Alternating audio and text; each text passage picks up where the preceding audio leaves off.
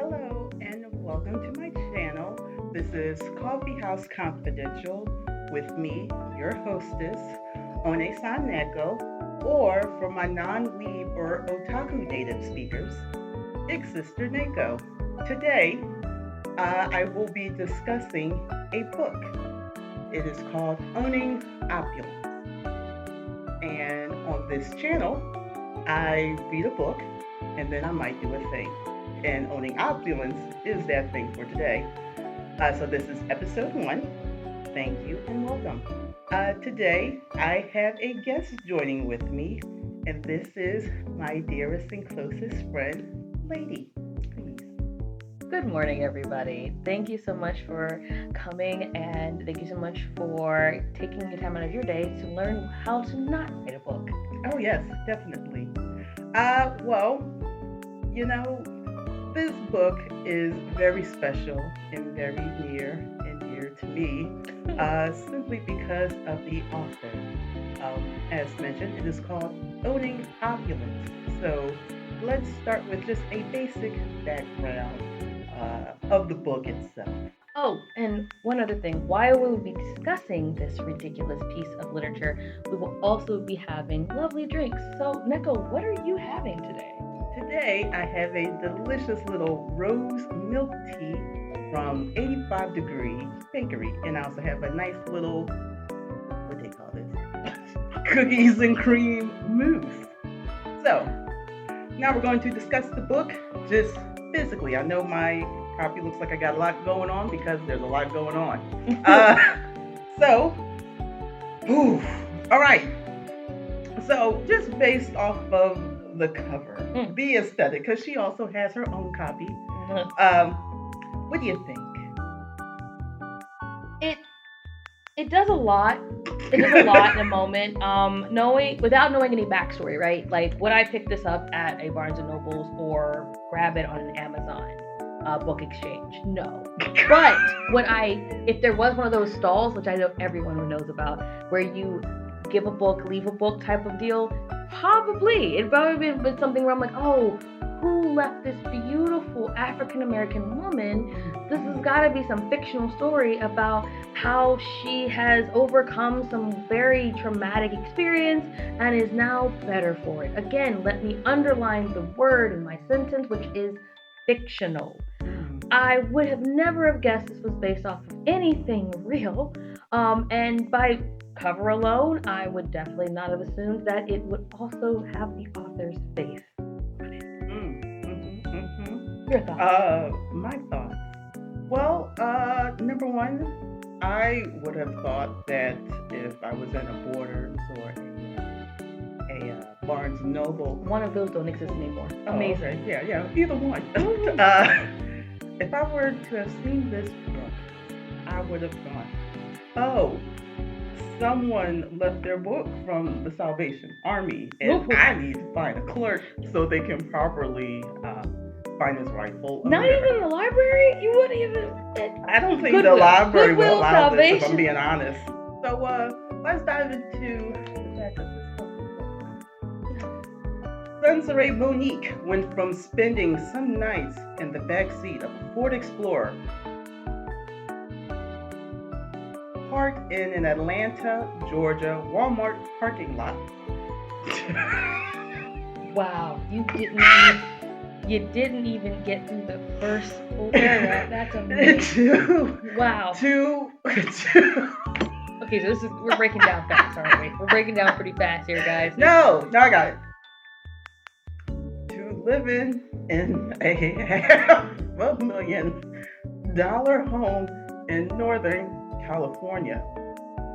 In only 10 months, she overcame financial hardship, resulting in her earning over $200K in a year, and ultimately turning her life around entirely in this remarkable quick read. Soncerae gives guidance on how to build an internet business for And the thing is, I'm being quiet so you guys can hear it, and she's just breaking down. And my eyes, I'm yeah, trying, you my have eyes are makeup watering. on. You have full-on makeup. Oh man, preparing. and repairing. I'm gonna get very. I'm gonna get very. Okay, hold on. All right. Okay. Oh God. All right. I'm gonna finish it because I can do it. I can do it. And repairing your what? Hold on. Wait. And you're the wrong place. No, in this remarkable quick read, Soncerae gives guidance on how to build an internet business, repairing your credit, which makes no sense because she should repair her credit first, as well as increasing your income, including tips on how to build generational wealth. But no wonder you couldn't get through this. This is all long. But I mean, like, we had to finish it. Author Soncerae is an African-American social media influencer, certified life coach, entrepreneur, and investor. If you're gonna make up lies, that makes sense. All right, we read the back.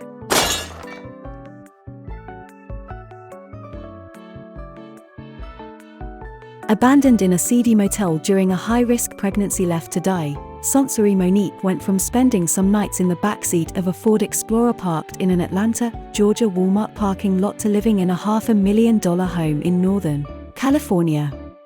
In only 10 months, she overcame financial hardships resulting in her earning six figures and ultimately turning her life around entirely. In this remarkable quick read, Soncerae gives guidance on how to build an internet business, repairing your credit as well as increasing your income, including tips on how to build generational wealth. Well, you know what? Here's something else that I legit just realized. What? Is this a period? Let me see. In a year period? Yeah. Oh, God! We're not gonna get through this. We're not gonna get through this. This editing is gonna be a mess. You've had this book for how long? You make me read this. I read it, and that's just like that's the thing that got me. Because I'm like, I thought it was a smudge on my book. No, because your mind. What? And it's ampersands, and I'm gonna bring that up in a minute. No, you're not. That's not even the cover. Yeah, that's okay. Right. I'm sorry. Oh, just bring it in. We're breaking it in. We're breaking it down. We're breaking it down, people. So that's the back of the book. As we discussed first impressions, frankly, owning Opulence, I don't like the word opulence. As a writer, it's usually used in a negative connotation. Well, and for your audience's purposes, right. Why do you have that particular stance as a writer? Oh, I don't like, because it sounds like someone just learned a new word. Not just that, but like you have background, correct? Oh, yes, there's a right for a second. You graduated? Oh, yes. I graduated from Plum Park University. With a bachelor's in... with a bachelor's in screenwriting. Yeah. There we go. And I am a actual influencer. Never claimed to be a life coach. And also am on my own financial journey as an entrepreneur, looking for new and exciting ways to create and generate passive income, while also doing things I love, like skincare and working in very dynamic different aspects. But yeah, so we have some, we're not coming from a very random place, guys. And also I currently work in accounting, so knowing about money. Oh boy, here we go. Continue, I'm sorry. But back to the title of the book, we haven't even got into it yet. Owning Opulence. The word opulence is normally used in a negative connotation in regards to writing, like if you are to describe your character as opulent. It means like excessive extravagance, like having diamond encrusted platinum like curtain brides. Like it's an excess of wealth and gains. And I see what she's trying to do, but it sounds like opulence. You learned the word, and now you want to use the word to almost solidify that you are qualified in what you're talking about. However, I do love the little bit of clip art with the diamond, so that even lets me further know opulence. That might be her brand, by the way. I mean, I think we're just. You think so? Well, I mean, it could. I mean, she probably made the cover herself, since she is a renowned digital content. And also, speaking of the cover, you brought this up to me that I didn't even realize of the little black border. Yeah, that's also in the front of the book. We'll do a quick zoom in. Well, again, she more than likely made the cover herself. This is an image from what looks to be an Instagram filter. So this was like the lips are overexposed. It's a filter. It's a filter to watercolor or something at best, but she definitely has made such to say that she has done her own work and visual. Then I believe that she made her own cover. And also, this is as a writer, you don't do. You invest in someone creating your cover. But that's just something I learned as becoming this. But go ahead. this is just a pet peeve of mine that I do not like that she did, is that the photo is different from the back. Something about that aesthetically I just don't like. Like if I'm looking at a woman with long flowing black hair, it almost at first glance looks different. The Afrocentricness of it doesn't. Yeah, it kind of throws me off. It's like, I mean, I see what you're trying to do, but it was better for continuity's sake. Keep it the same. Okay, continue, please. Yeah. So there's that, and I guess we're going to discuss very briefly the author herself, Miss Soncerae Monique. So Wes, what do you know about her? What's your background? I honestly can easily 125% say that I knew nothing of this woman and her existence until I met you. Well, not to say I've known you before you knew about her, but right. Like I have like zero interest in her. I had zero interest in knowing anything about her and would frequently hear about her from what they quote unquote called YouTube's Black sector. And from that point, I kind of, again, in passing from different YouTubers would hear about her and her antics. However, I had no idea she put pen to paper and wrote something of a travesty, if you will, and then decided to call it a financial, we'll get into that, but many different things. It's categorized, I believe, as many different things. So aside from her actual antics on social media, I know and knew nothing of it. Right.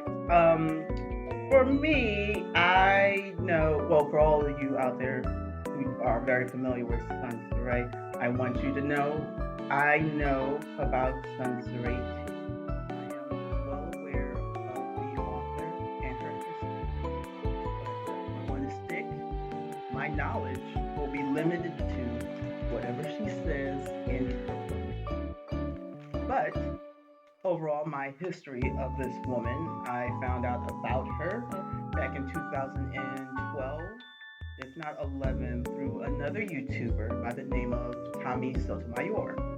I remember her, I guess, being very antagonistic towards him and said that he has a thing against black women. And from there, that's how their relationship kept going, and that's how I eventually found out about her. And the thing of the video, the image of her that I knew she was something special, was when she had a boyfriend, whose name I will not give. I assume is one of her past, but she was seeing this man, and she had bought him a pair of sneakers.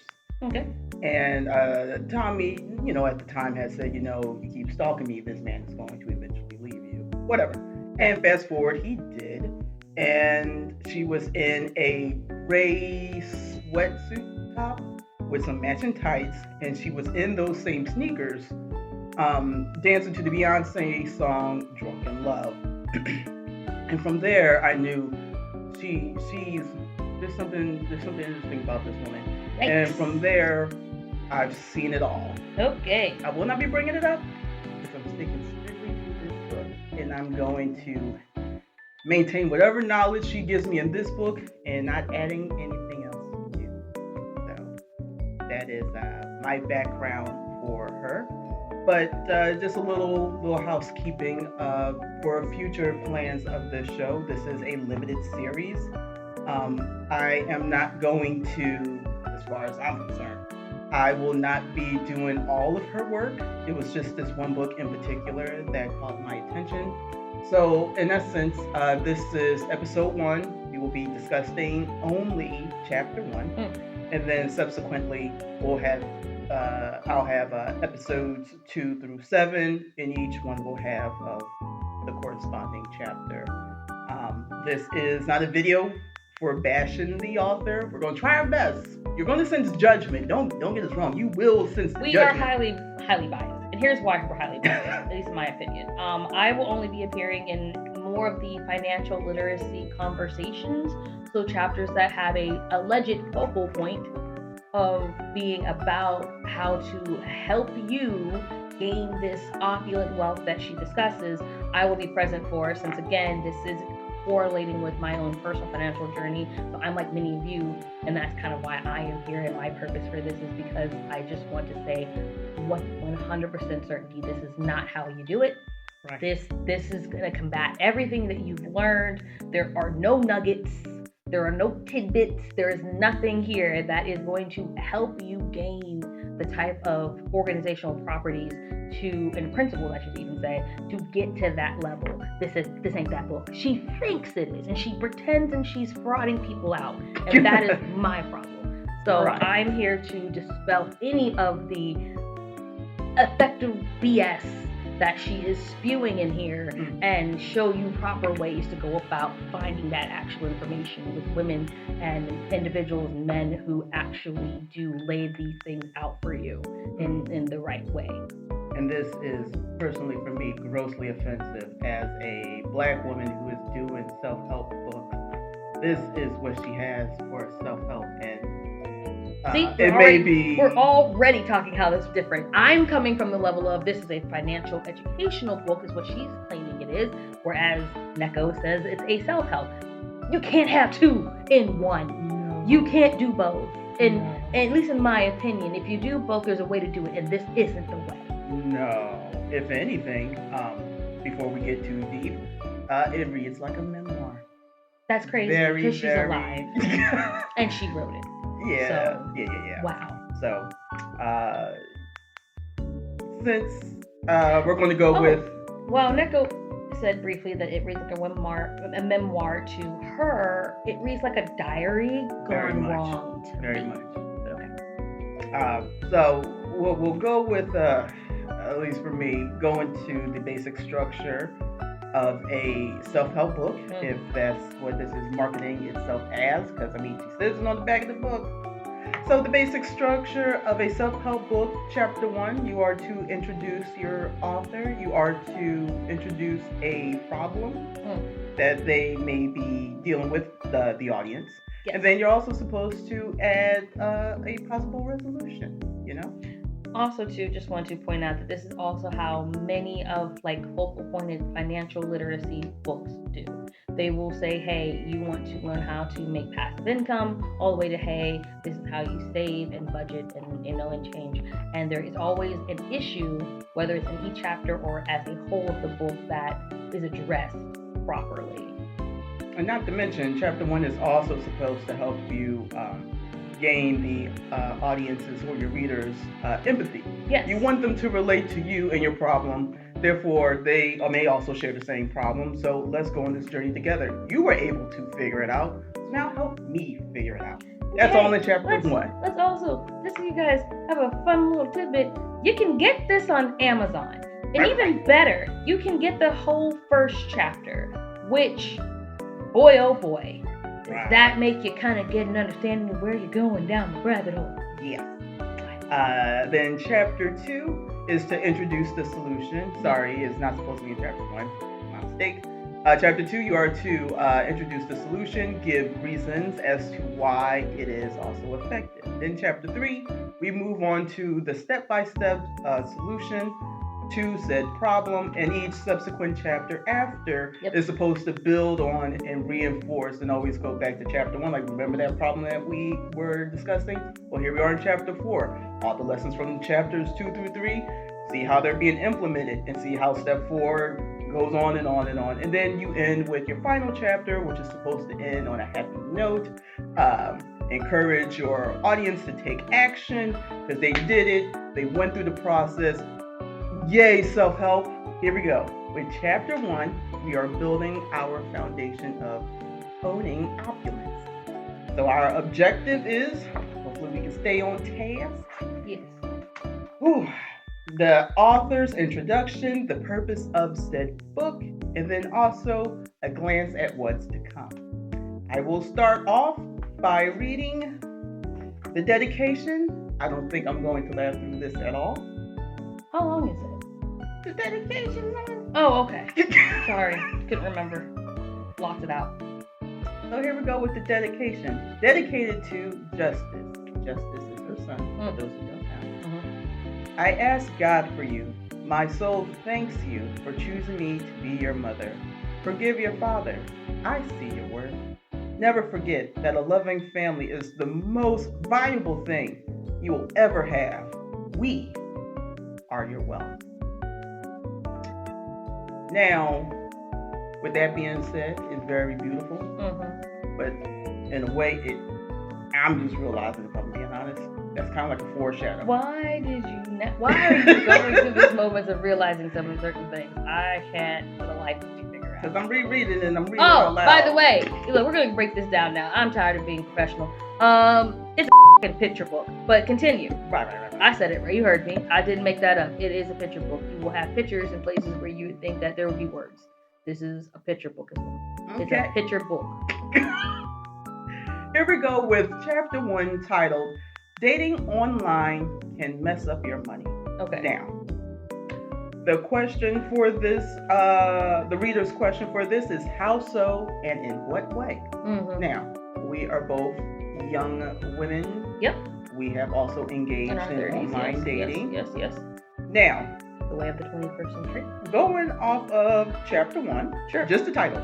Yeah. Are you intrigued? Pretend you don't know nothing. Am I intrigued? I mean, this is such a loaded question. Am I intrigued? Yeah. Well, I didn't see a chapter starting off like that. Can you read it one more time? Title again? Dating online can mess up your money. I mean, in my first thoughts, and even when I read it, my first impressions when I read it online on Amazon, because you can do that. Right. I was like, that's an interesting starting point. I mean, Right. you know, a lot of self-help Someone and in a lot Opulence. of financial books talk about financial management, give you kind of like the in-your-face type of like catch and grab sentence or catch and grab title to drop you into their world. Like I've read one where it was like, oh, this is how I lost $1 million in 24 hours, or what trusting really meant. And I never have expected like my own personal, like going back to my own personal experience of dating, had never sat there and was like, how did this affect my money? Because I usually keep those things very separate. I mean, church and state, but that's just me. So I didn't know, but I was intrigued to find out how it fucked hers up. Right. Again, I have dated online. And it never came across my mind that dating online could mess up my money. No. So I was like, well, How? how? How? Like, okay. You got my attention. Sure. All right. You gonna read everything? I'm not rereading this whole thing. Okay, just didn't know if you were reading. If this was gonna be a story time. No. Okay. No. Okay, cool. This chapter is jam-packed with, and also trigger warning, jam-packed with suicide, a litany of problems regarding her ex-married boyfriend, a slew of jobs that she had during this time frame of chapter 1. And the chapter ends with her being pregnant, as I have already mentioned. And just to piggyback off that, the book itself, while Neko is referring to chapter 1's, I guess, trigger warnings and disclaimer, there is a plethora of that. There is talk of alleged abuse. There's talk of alleged minimizing of a child's feelings. There's a lot of radical, I would say, again, ideas that usually spawn from a diary that are riddled throughout the book. So be prepared to kind of have one of those like unfortunate shock and awe moments in every chapter where you're like, where did this come from? That happens. The first chapter doing it just has a cacophony of just random moments where you're like, where does this tie in? So just be prepared for that if you do decide to embark on this terrible journey. Yes. Also, the as we've mentioned before, there's an inconsistent lapse of time. She doesn't really give dates. So presumably, everything that she mentions in chapter 1 takes place in Atlanta, Georgia in 2017. So we're going to stick with that as our location and year. Atlanta, Georgia, 2017. Now, we're not going to read this word No. for word, No. line by line. Absolutely not. You know, I didn't come here for that, and neither did you.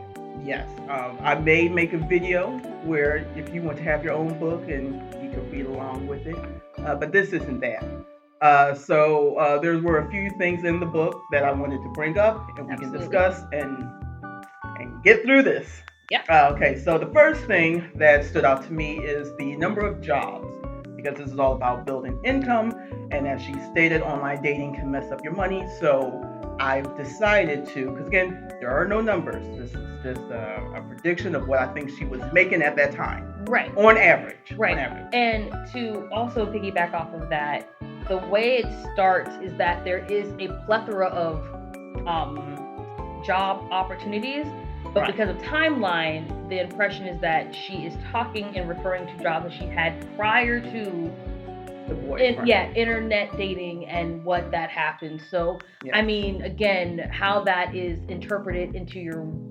wealth, how that is invested in your wealth is different and can be different and can cost differently. But like, there is a lot that she allegedly is doing Right. that doesn't accurately mean that affected her income. Right.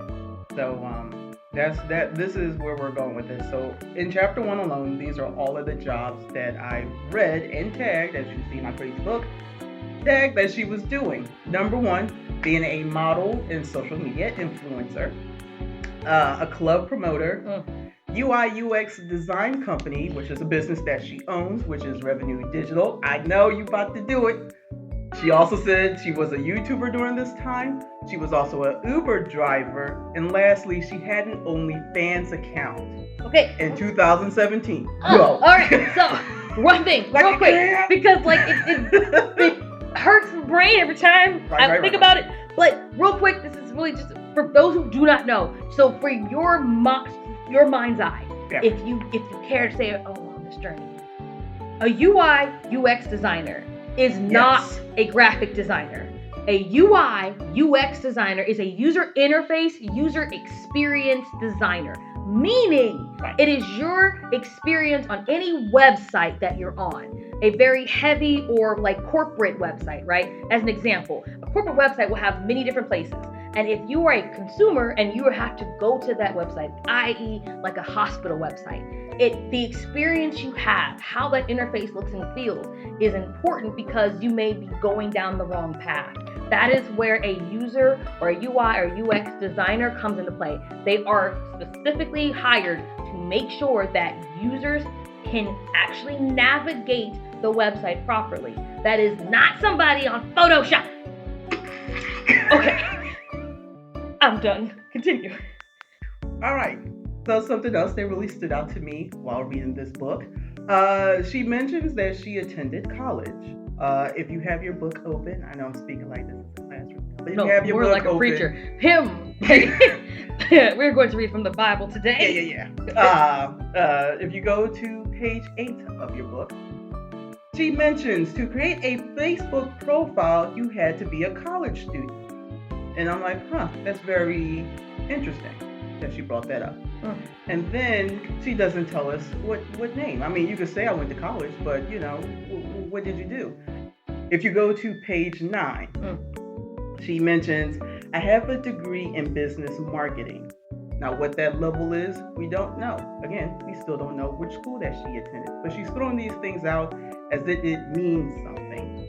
But there's just a little something that stood out to me. I mean, most people, if you went to a school and you want to give some accreditation to, you know how to make money, well, just list it. I mean, you don't have to if you want to be super private, but let's see how much she sticks to this whole, I want to be private about information about myself. And even then, like, just to kind of go off what you're talking about, like, even if you're going to be private, most people that write like a self-help or write a book about, like, you know, personal struggles that they've overcome are going to be vulnerable. So if you don't feel comfortable talking about those things, it does kind of lend to the idea that you aren't really being as vulnerable as a reader. It's like, okay, well, like, what aren't you sharing? Because I need a reference to be relatable. Just saying I went to college, well, you may have 90% of your audience who haven't. but you're talking about like how that may or may not have played a role. So it is kind of weird to me that she does that, just because it's like I don't know I don't know what to lie, which this woman's a whole liar, but I don't know what is, if I didn't know this person prior, I'm confused as to what is the lie and what is the truth. And that's the purpose of a self-help book. In chapter 1, you're supposed to help your audience empathize. Meaning like, being vulnerable. Yes. We need to connect on something. Yeah. But if you want to know why you probably can't connect, at least for me when I got to this part of the book, you get a little bit of insight into what's going on up in her brain meat.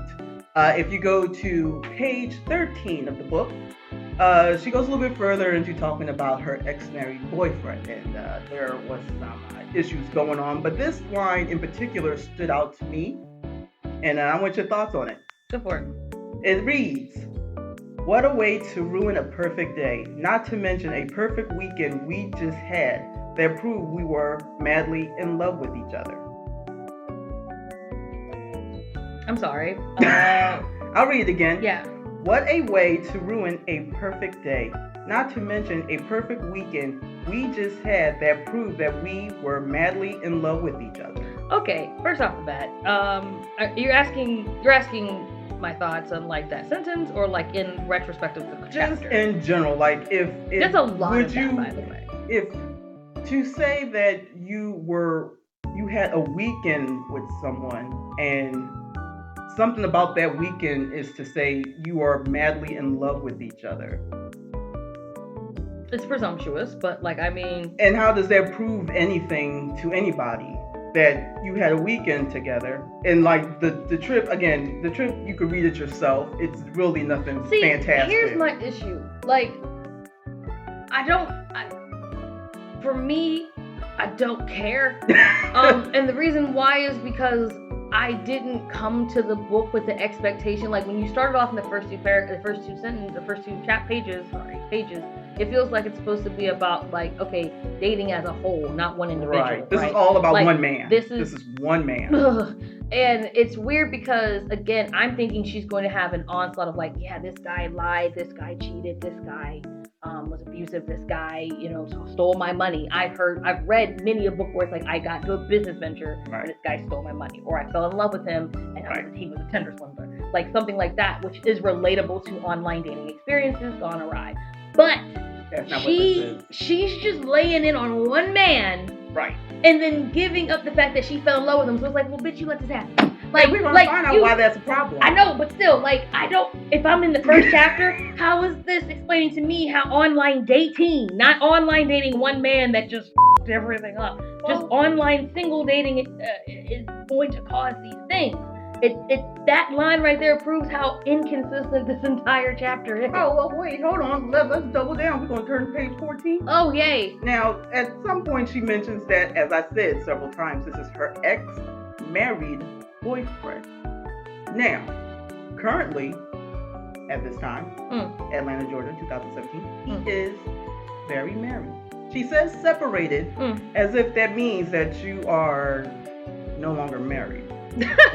But you are very much married. There's no ifs, ands, or buts about it. Separated means you are still married.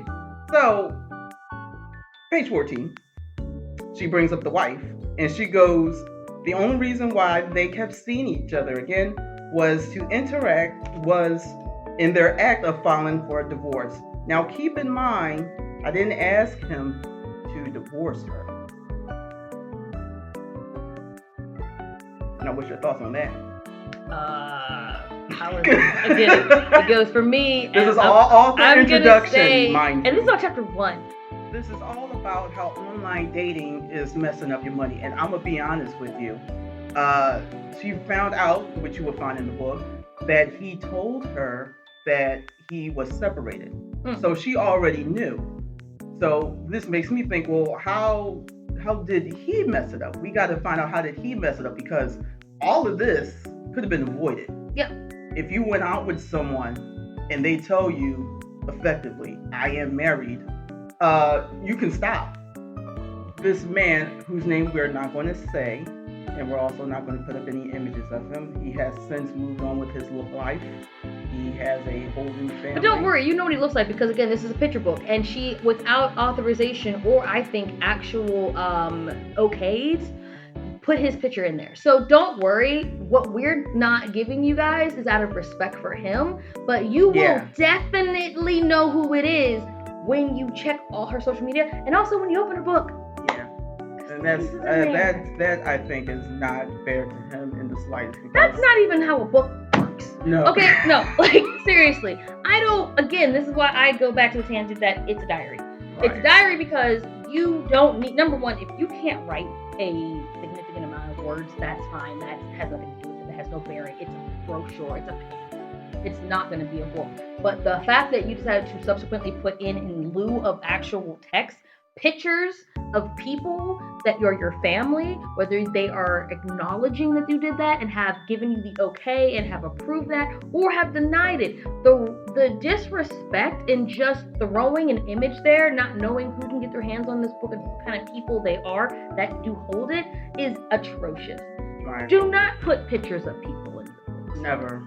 That's especially for adults. We don't need the photos. We don't need to see what he looks like. Like, what information does this give us? We're not going to go look for It's a self-help. Of all of the charts, graphs, definitions, just like definitions, like ampersands, matrices of like how I should do worksheets. People use worksheets all the freaking time, and you have the audacity to put someone's image in a place where a worksheet could have. And also without his consent. And then put other people in there as well. Yes, like other people. Just in later chapters. Go ahead. All right. But essentially, this man that she was dating is, in my opinion, like the vertical slice. And for those who don't know what the vertical slice is, it's something that is used in the gaming industry. It usually shows just a little slither of where everything is currently in the production of games. So like the vertical slice would include like the crafting system, the battle system, the leveling up system, is where everybody is, and you just take that one thin layer that hits all of the marks to see how progress is going. I say her ex is the vertical slice because in her mind, in her mind, because I'm about to go in there, in her mind it's like, well, he came in at the perfect time for me. Like my career's going great. My family's doing good. My daughter, she's in her 20s. She's grown. My family is straight. Also, mind you, again, like these points that she may have been thinking were literally her adjacent. Things were happening around her that were of the consequence of others' actions, and just so happened she's taking credit for it. Continue. Right. What else? Family, career, life, and her love life was whatever. But him coming in, it's like he fit all the mold. Like he was the thing that's going to complete everything that she had going on. Which, because she explains it, I kind of want to divert just for a minute or two. Because remember how she met him, and this is what this is about, right? Which we didn't really get into. So I think this is a good time to do that. Allegedly, she met him on a dating app that she was supposed to be using to do her promotional work as a what? Club promoter. Club promoter.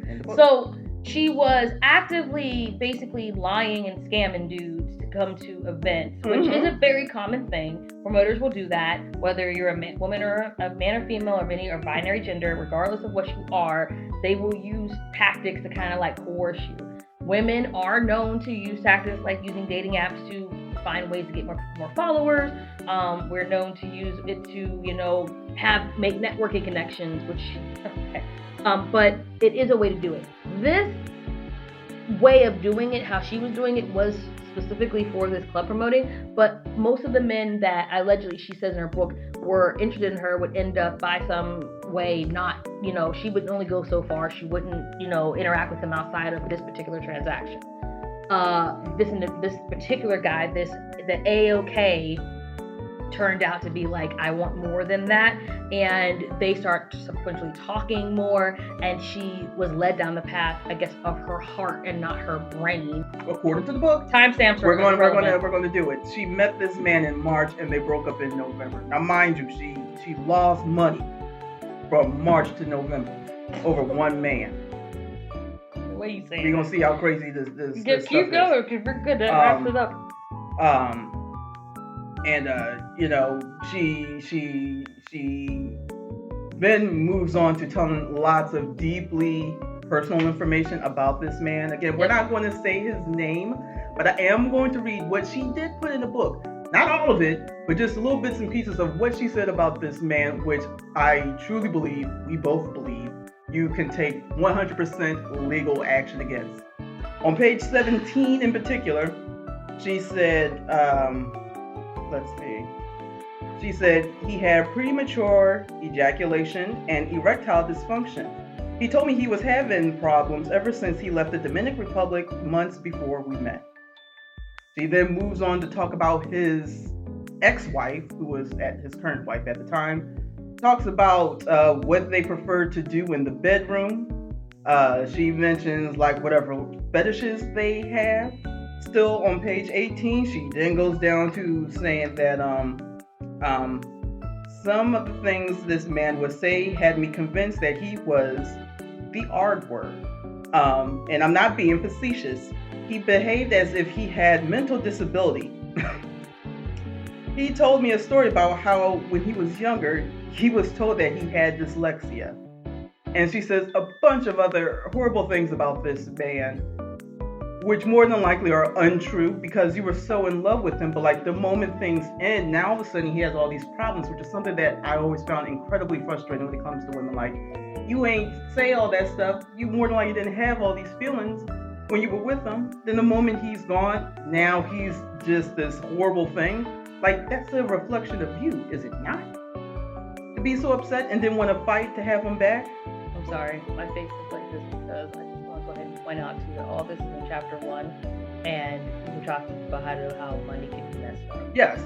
This is about how this man messed up her money, but she adds this stuff in this chapter about this man. This is not. It's not about money. This is not about money. This is not about how things can fall apart and how you have overcome them. This is you telling me about your bad relationship. And also, and then, as we mentioned, the chapter ends with her being pregnant. Now, author introduction over. Are you empathetic? I thought about something even worse. Okay, here we go. No. All right, here we go. What is it? If this is about how the internet can mess up your money, or the online dating, what is the biggest thing to mess up your money, Miss Neko? As far as dating online? As far as just anything, what would be the biggest thing that can possibly be an issue with your money? What, not having it? Not having a kid. Having a kid. Children, whether they're wanted or unwanted or unexpected or whatever you want to call it, they have more, to me, a potential impact on your finances and your financial situation than dating a man who does not want you and then breaking up with him and then realizing that man is the reason why your finances are fucked. My opinion. So that is the entire author's introduction. Now, I guess the question now is, did she succeed in that? Are you asking me my opinion for the next 5 minutes? Because I'm about to give it to you in my next 5 minutes. The goal of chapter 1 is to introduce yourself as the author and also make your audience empathetic. Did she do that? No. Got it. Same here. If anything, just in a couple minutes of my thoughts put together by that, and I've been reading it, I was confused. Right. Not just by the whole of the chapter, but by my purpose of being there. If I had gone into this where I was someone who did not have any financial literacy and was expecting this woman to give me a blueprint of how to start this off or what this book would be about, I got none of that. What I got was the ravings of a woman scorned, and her decision to basically take an excerpt from her diary and place it into a book that she wanted me to pay a certain amount of money for, and I shouldn't have. Was it $20 or no, 15? 15. 15. Which of course, kickback, Amazon got some money off that. Yeah. But the whole purpose of explaining to me like what I should be getting from this book, because mind you too, the first chapter has a topic. It says how online dating can mess up your money. If that is the process, I learned not about how online dating, I learned how a man could easily do that if you let him, and Right. if you value it so little that it could happen. Right. But overall, did I feel, as from a literal, as a financial standpoint, I feel like this first chapter gave me impact to say I'm gonna keep reading because I will learn something from this woman. Absolutely not. No, learned absolutely nothing from this as well. Just a slice of her life, and just like all of the mistakes, Mm-hmm. all the mistakes she made in this book. And I You know- guess around this time she was 36, 37. Yes. So you're real late in the game doing this. I think the other problem too Like- is most books, most like self-help or financial literacy or just money management books, they do this thing at the very end of a chapter where they're like, hey, now that we've established this information, or now that I've kind of told you my life things, let me show you how I fixed it. That didn't happen. Nope. This We're ended, doubling down. What's crazy on is the this disaster. ended with me realizing the only takeaway I got was some individual had erectile dysfunction that I've never read about in a first chapter of any book I've ever read. None of our I business. not even close. And I remember calling you being like, you will not believe how this ended. And there was other words and other sentences after it, but that's my takeaway, is Right. that there was a man that she was involved with that she felt the nerve to tell me about had ED. I don't know how that helps my money, but I know he has ED now. I also don't know how that hurt your money. And I don't know if that is not like that helping or hurting. How did him not suing you for that? Not hurt. Like, he should be suing you for this information. I mean, if I was him, I would have sued her so hard by now. all underlying defamation. This is all underlying defamation because she's making it sound like this is fact. And if we all saw what happened to Tasha K and Cardi B, you gotta stop making things sound like fact that aren't. Mm-hmm. So I guess overall, an introduction to herself, yes. Do we like what we saw of her introduction? No. I'm not empathetic in the slightest, and all of this is just like, this is your fault. In your late 30s, your fault. So you might be asking yourselves, just really quick before we get into the next part, Yeah. why we continued.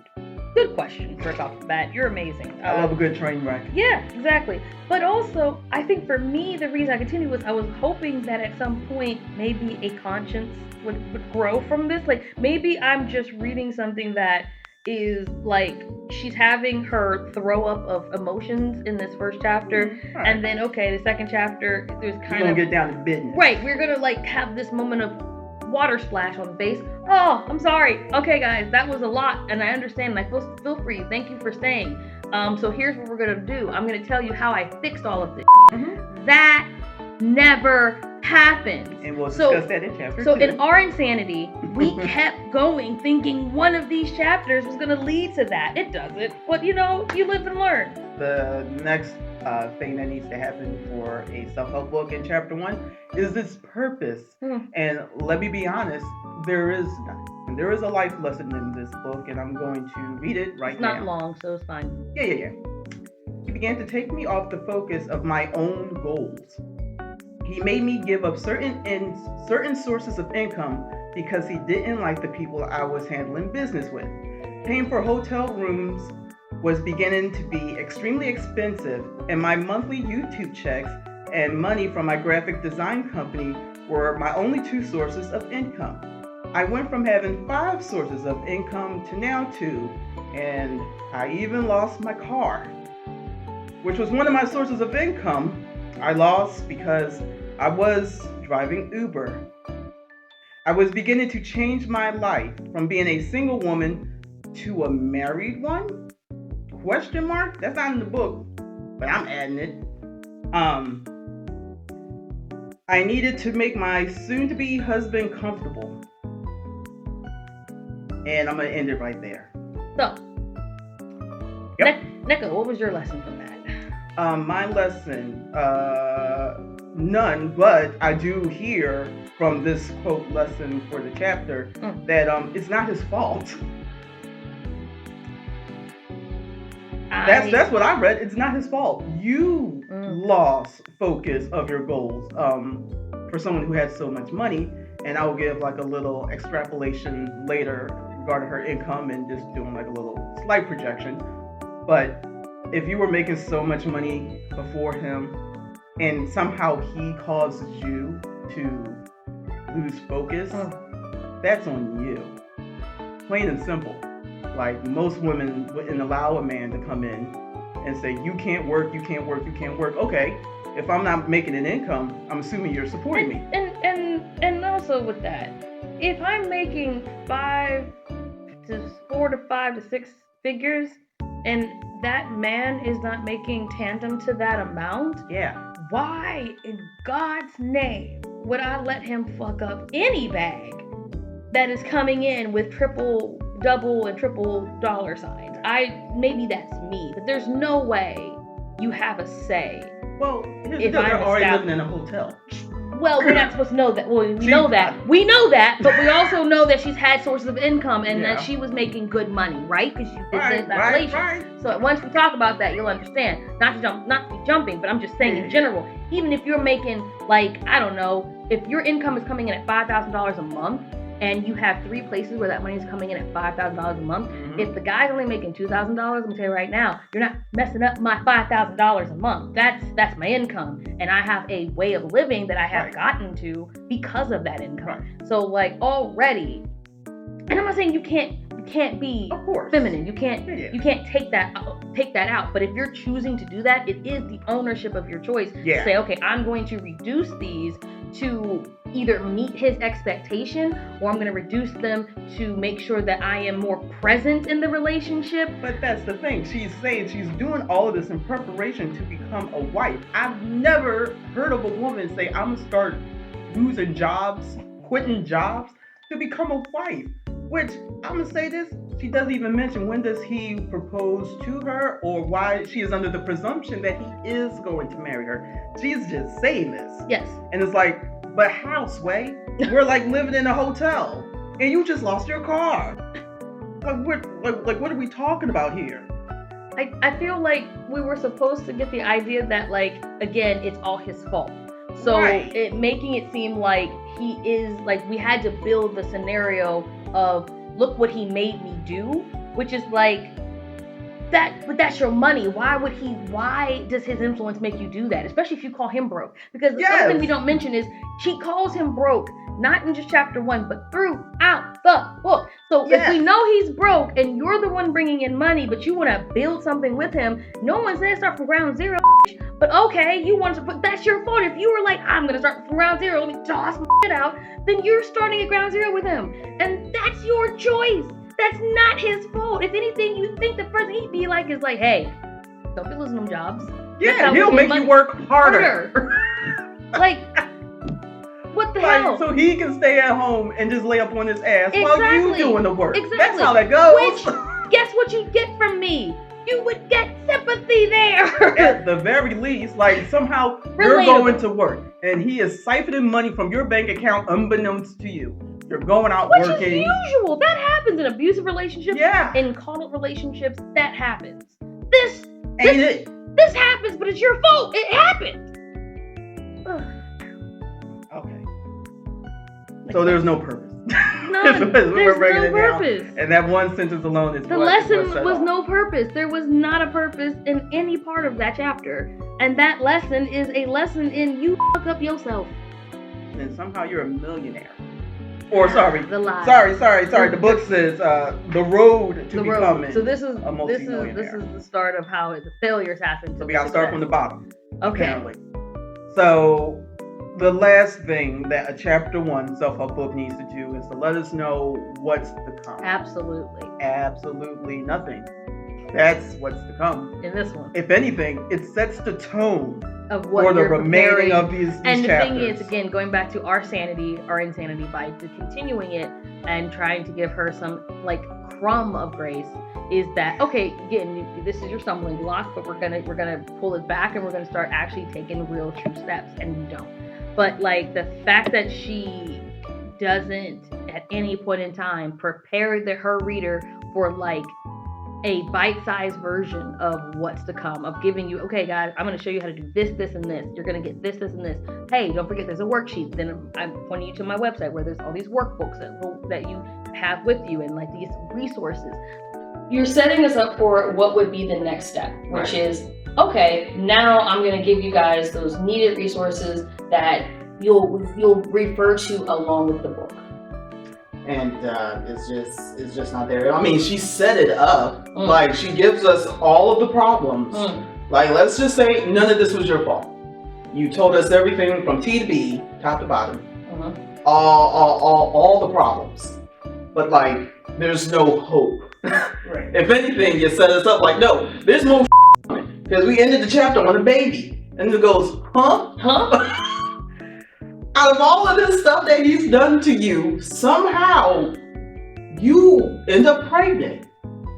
I mean, that doesn't make sense. From March to November, that's how long this relationship lasted. And it ends with a baby. Neither here nor there. So as far as what's to come, a big fat F. Now we're gonna wrap things up. It's my brain. Here are my personal gripes after reading this book. It's poorly formatted. When you look at it, it's double space, sometimes triple space. I am a woman in my late 30s. My words can be a little bit closer together, but it just feels like you're filling up the space. The excessive use of ampersands. I've never noticed it the first time until I got maybe to chapter 2 and chapter 3, and I started losing my mind because I'm like, she uses it in a way when it's like cat and dog. Instead of spelling out and, you use the symbol. I'm like, that's not how that works if it's not like, a coffee shop, and it's like, that's not how that works. That's a proper form of like a title. Yes, as we mentioned before, inconsistent timeline. There's no mention of what her income was like before her ex, and there's no mention of where she's at after the baby, after the drama. Where is she sitting at currently? Because now we're on the road. We're chapter 1. We are on the road again. Recovering, yeah. So, what now? And this whole chapter basically is just about her failed relationship. Those are my gripes. Like, seriously?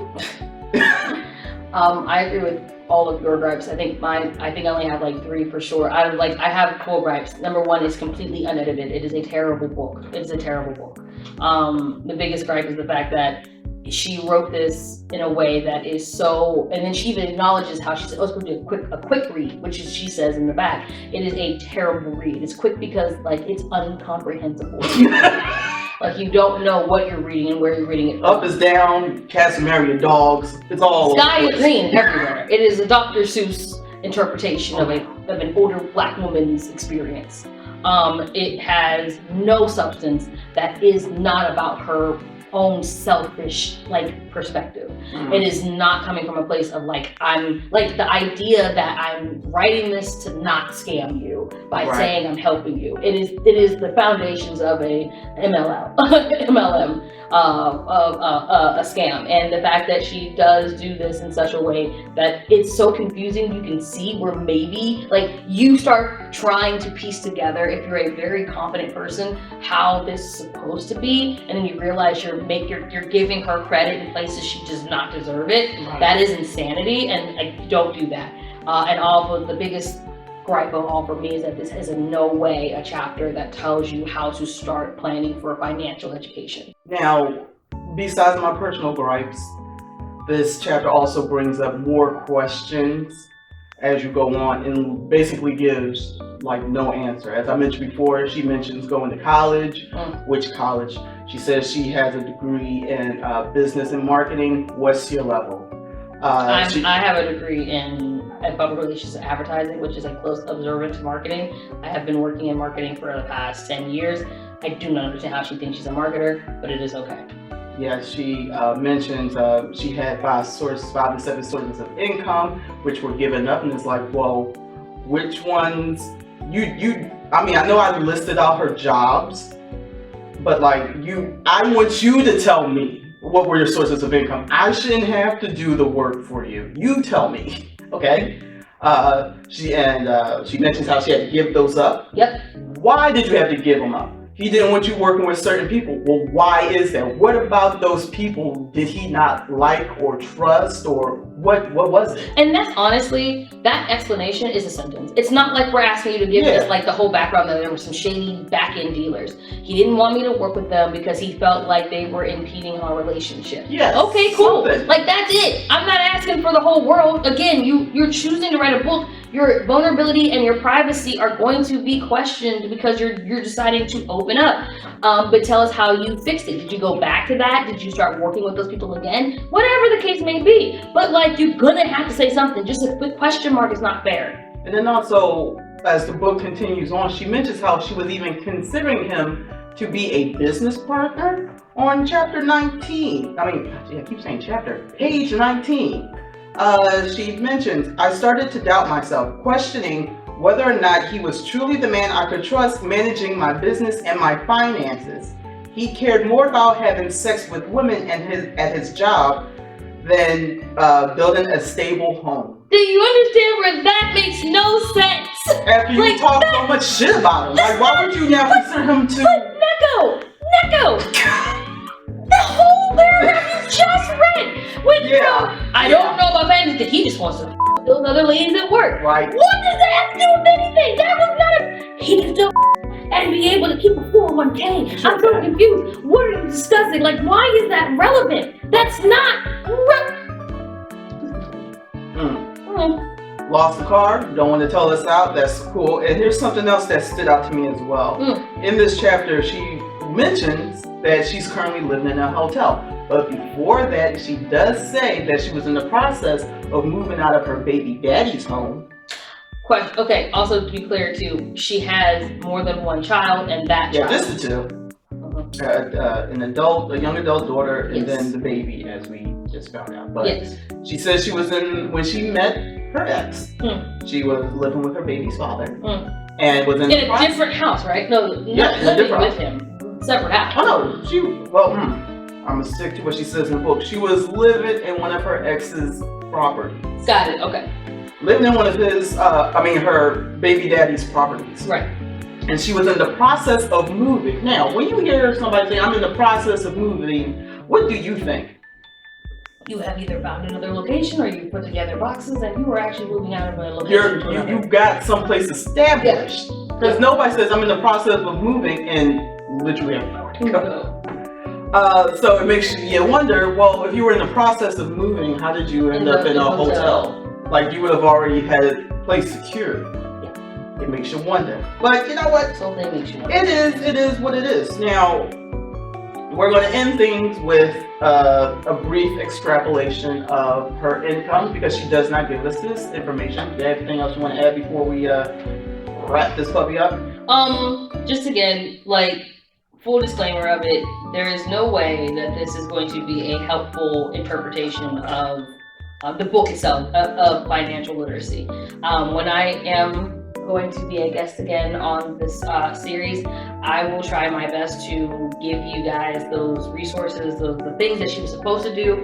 I'll do my best to actually give in places where it should have been, or in ways that it could be digestible had she thought of that. That is not what's happening here. But, just do not take this as a place of us, again, making fun of it or just, poking fun. There are serious issues with how this book is being presented, and that is what we're discussing, and that's what we're trying to rectify, at least to the public, so that way no one spends their hard-earned cash on this crap. Now we're going to end things with an income extrapolation that I've conducted. Again, this is in Georgia, 2017. She gives us no actual numbers, so I just have to guess, and I worked on a medium, so I'm going to assume that she is semi-successful.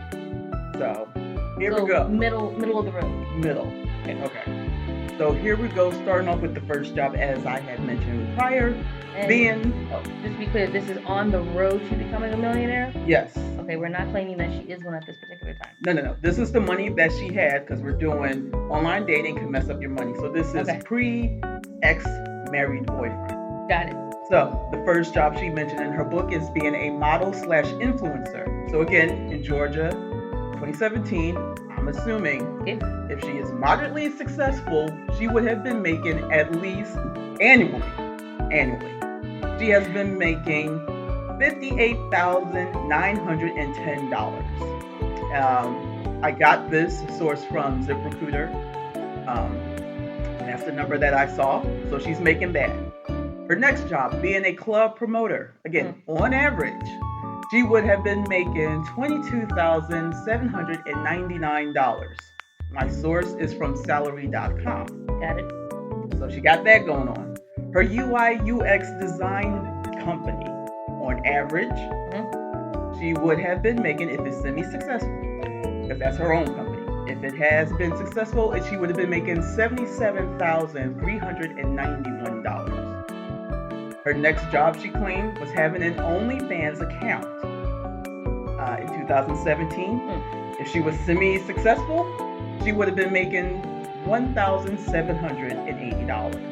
The next job would be her YouTube account via AdSense and all that type of revenue coming in. If she was semi-successful, she would have been making $14,287 annually. Got it. And lastly, being an Uber driver, she would have been making $30,820. Again, all of my sources are coming from ZipRecruiter, salary.com. I have another one from Influencer Marketing Hub, and I have another source called bulletin.com. So that means before her ex, annually speaking, she would have been making $205,987 annually. Now, when the ex comes along and fudge up her money, she would have lost those sources of incomes, only keeping the two that she claimed, the UI UX and the YouTube account. Sticking with those same numbers, meaning that ex dropped her down to $91,678, which is from March to November.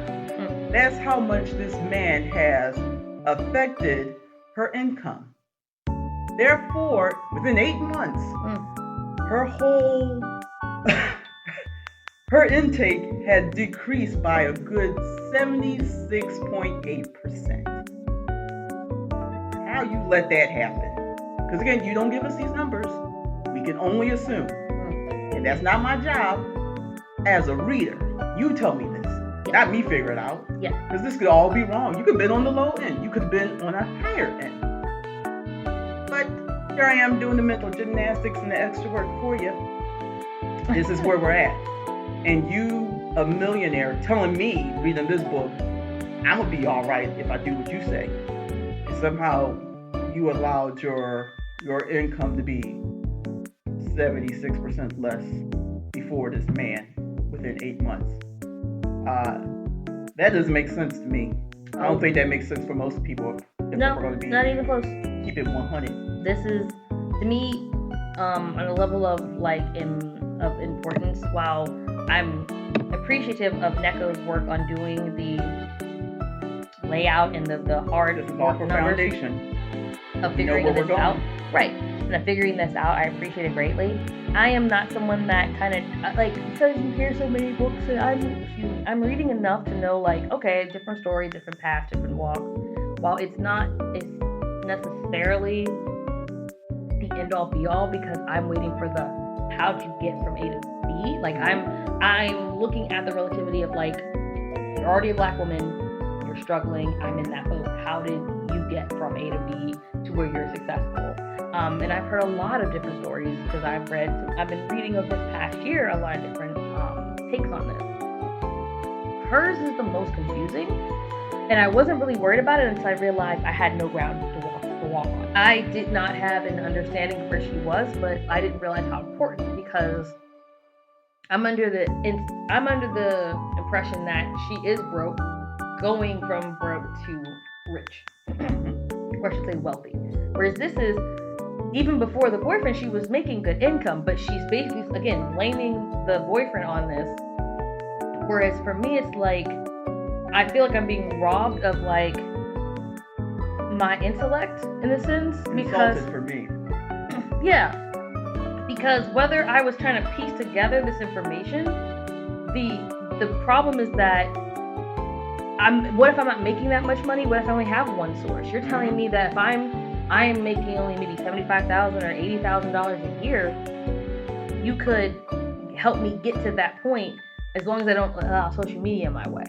Okay, fine, but you had a bunch of sources. And then you let me know one of them is even Uber. It's like, I'm reading that. I'm reading one of them is Uber. I don't have time to do Uber. No, we don't have time to have all of these That's damn not a jobs. relative, right? That's not a relative thing. So like one or two is your best bet. At best, and it's gonna be back. Look, I didn't make a business. I'm not saying having a business is important. That's great, but like I'm coming from a place of I just have one job, and I didn't let nobody that up. How are you helping me? So that's where I didn't realize this information was not important. But now that it's been broken down, I see where it's like, oh, I am being hoodwinked in multiple areas. Mm-hmm. Like you really have to be on that struggle. Like you need. This is your jumping off point. Like right. And we're assuming that she's doing like full time. Like these are full time Uber hours. These are full time heavy clients for the UI UX business. This is full time, club promoting. Maybe you get them on the busiest days in the best of clubs and pushing that. Like you're at the peak or at least the medium, and you got to have this many. Because at this point, that's insane. Right, and at this point, this is a hustle. Like that's hustling. What it is. And it's like you're in Atlanta hustling, and is it that hard, or are you trying to be that rich? Because like, are you keeping up with your finances, or is this like, okay, well, it's not even to say if this was a better story, it'd be like, oh, I had these sources of income, but I wasn't good with money, so that's why I had to lose it all because I was by default, failing to properly manage my money. And I was making good money, but I was also spending it away or spending it on things I didn't need. Blaming this man when you have these abilities to have this type of income and you just weren't a proper planner, that's the truth. To me, that's the truth. Because it's not that hard. To me, 2017, 2015, 2014, living in Atlanta and not owning a home and not, having, like, there's a lie here somewhere. And you're not saving money. That's the other thing. Like, none of this is saved. Your car gets repossessed or your car is getting, and that's the thing, we're not even talking about, like, which is I'm going to get into, her stock and investment opportunities. Those are just but, like, none of this has been put in a 401k. None of this has been planned out. You don't have any, again, no responsibility. She doesn't have access to her daughter because he's being raised by his daughter. At this point, she does not have the newborn. At this point, she is effectively on her own. So how did you not, like, having this many sources, how is there already not an established plan? Even with the job. You live in a hotel. Like, you got, like, again, the picture is so blurry. The picture is like a Monet, like a very bad, unclear, like I'm looking at a Monet with fuzzy, unclean glasses. Through a kaleidoscope. This is what that feels like. And it's like, wait a second, the watercolors are just blending endlessly through, and I'm on this weird psychedelic dream trip because nothing makes sense. If this is even close to being accurate, even on the low end, low end of this is less than 100,000. You still didn't? You still weren't planning out properly? If you're coming into this completely blind, super serious, like this isn't going to help you at all. Like you read all this and like this is nonsense. Yeah. I'm not going to finish this. There's no reason for me to do it because you're not telling me anything. Yeah. It's like all I'm reading is that there's no way you can be a millionaire. There's no way you are on the road to being a millionaire. You make so many, like, I don't want to say juvenile mistakes, but like something is clearly off with you.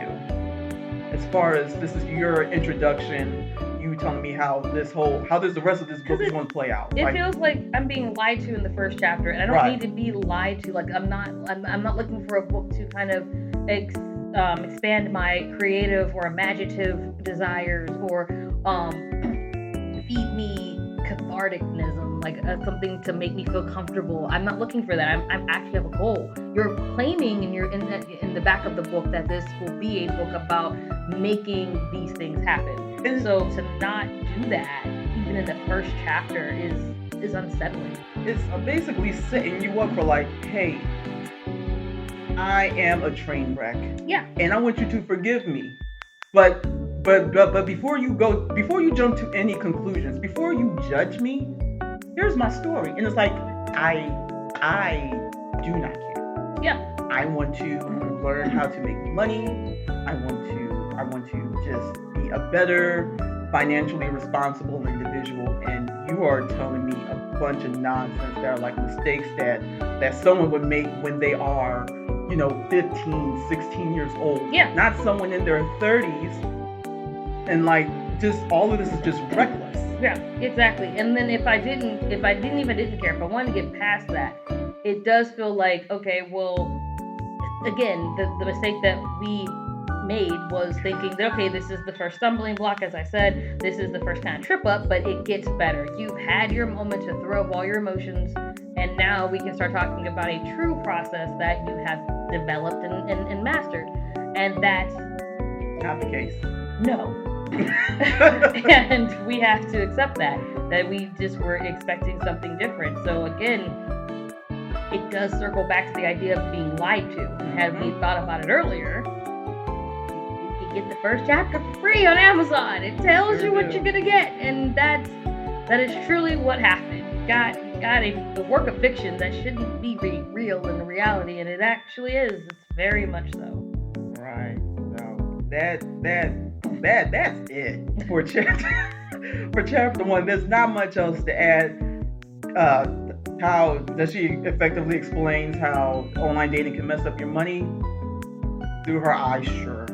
All right. Yeah. All right. The mission accomplished. I don't think anyone else will have that happen. No one would have this problem. And even if they did, it would be a different story. It would just be a different, probably more real, more logical explanation. Right. But it won't be this phantasm of bullshit.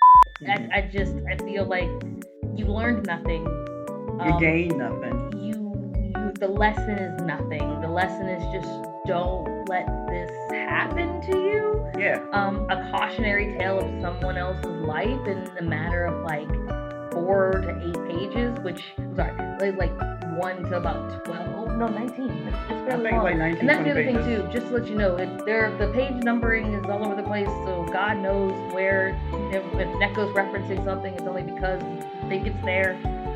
But it is just train wreck. It's a train wreck of a chapter that sets you up for the train wreck that is the book. Which is her life. And it is only 7 chapters, so you think that maybe you get through it faster. You don't. It's not a quick read. I mean, despite whatever that book says, it's not a quick read because you are going into her mind. Yeah. And that is a jumbled mess. That mind palace thing fucking me. Oh Lord. So I mean, Minotaur's fucking labyrinth is built from it. It's something. It's something that you want to get in and get out. And we'll get into it. There will be times where I know Neko will be talking about it. I will make an appearance from time to time. But again, just to let you guys know, we are not sitting here boasting of anything of our own experiences. That is not what we're here to do. Us, really. We're just coherent women that have made mistakes and want to share with you those mistakes we made by putting some type of interest in this book. But lo and behold, this is this isn't a holy money grab for us. This is anything like that. This is just making sure that true, right, correct, accurate information about how to go about making and building true wealth.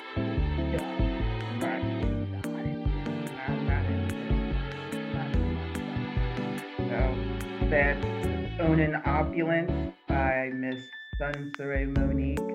I appreciate you sticking with us during these trying times of this book. And again, this is just chapter 1. How chapter 1. The internet can ruin your money. And it's gonna keep doing a thing, and I will be there for that thing. So thank you very much for joining me in this video. You all enjoy yourself. Have good day.